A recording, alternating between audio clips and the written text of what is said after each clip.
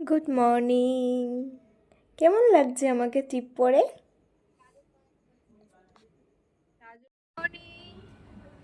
হাওড়া স্টেশনে চলে এসেছি, ট্রেনও চলে এসছে, টিকিটটা অলরেডি কাটা ছিল।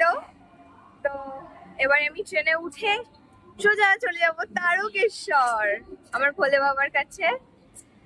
কোনোদিন যাইনি, ফার্স্ট টাইম।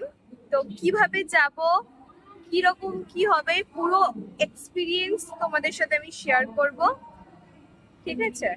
পুরোটাই তোমাদের সাথে শেয়ার করব। তো তোমরা যদি তারকেশ্বর যেতে চাও, ফার্স্ট অফ অল হাওড়া স্টেশনে আসতে হবে। তোমরা ট্রেন ধরে আসতে পারো, বাই বাস, উবের, যেটা তোমাদের সুবিধা হয় সেভাবেই তোমরা আসবে, ঠিক আছে? এসে হাওড়া স্টেশন দিয়ে ট্রেন ধরে গোহাট লোকাল বা তারকেশ্বর লোকাল ধরে তারকেশ্বরে যেতে হবে।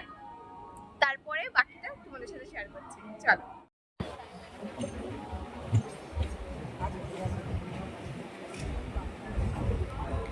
আমরা তারকেশ্বর স্টেশন পৌঁছে গেছি। তারকেশ্বর স্টেশন দিয়ে বাইরে বেরালেই লেফট সাইডে একটু এগিয়ে গেলেই একটা সোজা রাস্তা পড়বে, ওদিক দিয়ে যেতে হবে মন্দির।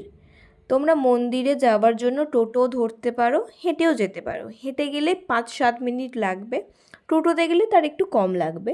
এবার টোটোতে গেলে 10 টাকা করে ভাড়া নেবে মন্দিরে যাওয়ার জন্য। এই যে একটু বেরিয়ে দেখো, এই যে টোটো স্ট্যান্ড, এই টোটো স্ট্যান্ড দিয়ে তোমরা টোটো ধরতে পারো। আমরা হেঁটেই গেছিলাম, কারণ আমাদের গল্প করতে করতে চলে গেছি, বেশিক্ষণ লাগে তো না, সেই জন্য হেঁটেই গেছিলাম, কোনো প্রবলেম হয়নি। স্টেশন দিয়ে যখন মন্দিরের দিকে যাবে, অনেক পণ্ডিতরা থাকবে, অনেক পুরোহিতরা থাকবে, যারা তোমাদেরকে বলবে যে তারা পুজো দিয়ে দেবে। তো তোমরা তোমাদের মতো তোমরা তাদের সাথে যেতেও পারো, তোমরা নিজেরা গিয়ে পুজো দিতে পারো। তো সোজা গিয়ে ডান দিক দিয়ে একটা রাস্তা চলে গেছে, তো ওদিক দিয়ে আমরা এগিয়ে যাব।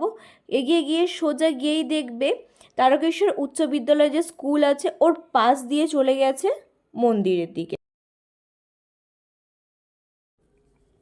এই দিক দিয়ে এন্ট্রেন্স আছে, তোমরা এদিক দিয়েও মন্দিরে যেতে পারো, আর ডান দিকে একটু এগিয়ে গিয়েও মন্দিরের দিকে যেতে পারো। আমরা ডান দিক দিয়ে গেছিলাম।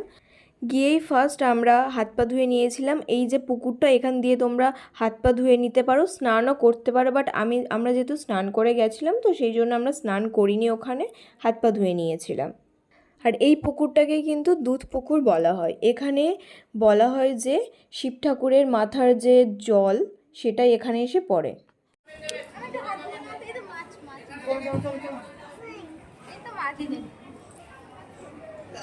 একটু মন্দিরের দিকে এগিয়ে গিয়ে এই যে ব্যারিকেড দিয়ে প্যাসেজটা করা আছে, এটা হচ্ছে পুকুরেরই একটা অংশ, এখানে তোমরা স্নান করতে পারো।